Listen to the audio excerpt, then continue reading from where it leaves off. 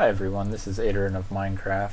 This is an explanation for a couple of the little details of my four-way selector for the continuous mob spawner. This is my four-way selector modification of Monkey Farm's continuous mob spawner.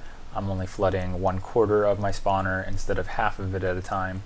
So I can keep it down to 5 layers with the high rate of mob spawning instead of having to increase it to 7 or 8 layers to bump up the spawning in response to half of the spawner being inactive at a time. So the first thing I wanted to explain was actually a bit of basic digital logic here. We have an AND gate, and this is the actual AND gate right here. And they come in different forms, but this is a basic idea where you have an input coming in from the right, an input coming in from the left, and right now you can see that this input and that input are off. The only way you get an on signal or a redstone signal is if, when it's an AND gate, if both inputs are on, and in this case both are off. So if I flip one on, I still don't get an output. If I flip the other on, I do get an output. So the way that works is by powering this torch, I turn that torch off. By powering this torch, I turn that torch off. The only way this torch can come on is if this is not powered, which means both torches have to be off. So that's how the AND gate works. And the other gate that I wanted to mention was the OR gate. The way an OR gate works is if either input is providing power, then your output will get power. So right now, these are my two inputs. You'll notice they are both off, so we don't get an output signal.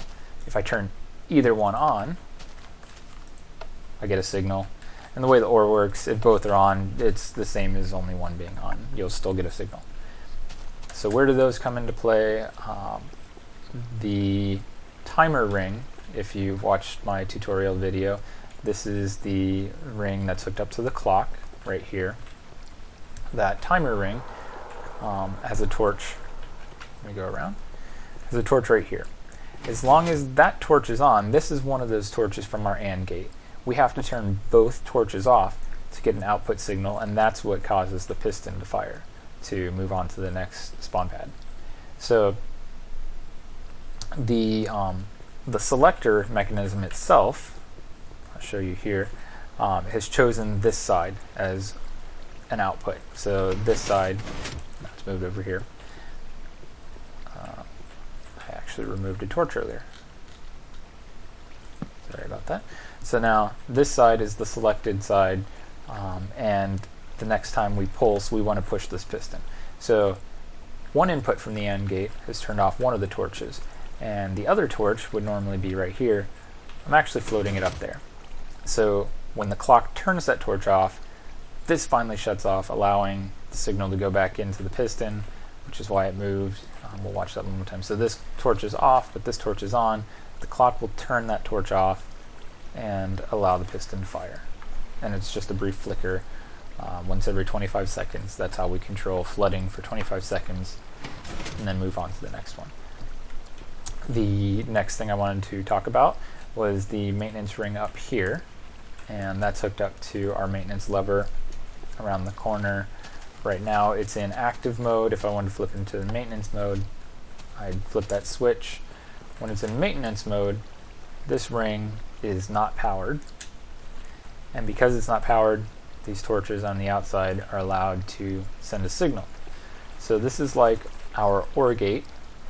I'm getting a signal from inside here, so this is the selected pad. I would normally flood this one and the others would be active. So right now we say, okay, here's a signal coming in, it carries through the block, carries through that dust, powers this block, prevents that torch from coming on. But over here, there's no power coming in, but that redstone dust is still powered. This is our two inputs. We have, if this is powered or this is powered, we want to flood. So there's no power going to these pistons. So this side will be flooded.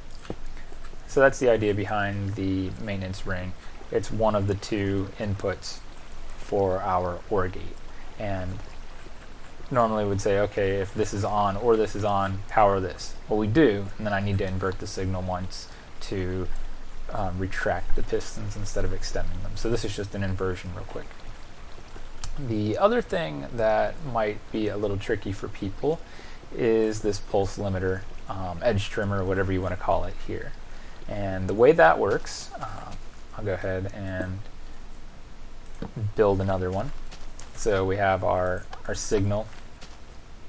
We can turn it on and off. Right now it's on, now it's off. We'll take that signal and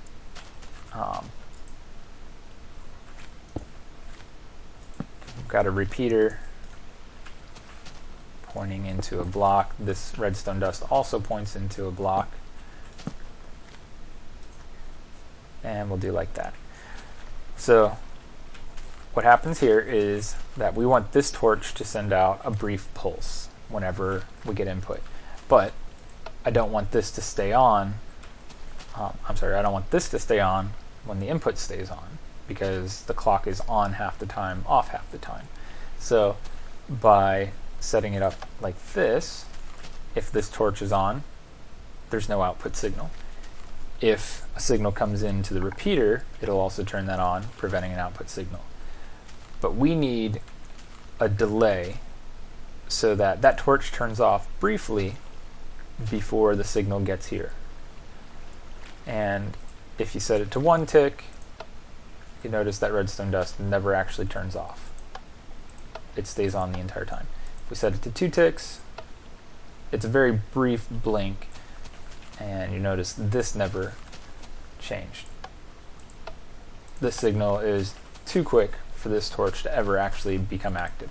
We set it to 3 ticks, we get a very short blink here, which normally would be enough, except that signal does not power this ring. It's not long enough to actually power that ring and turn off these torches. So we went with 4 ticks. It's a slightly longer signal, and that's just what we need to power the timing ring. So that's everything that I think was a bit complicated in my tutorial that I didn't explain. There's this mystery block here, and that's really just to prevent this feedback when the maintenance torches are on. It doesn't really change anything. I just like to have it there because I don't want that feedback. But other than that, I think that's everything. So happy building.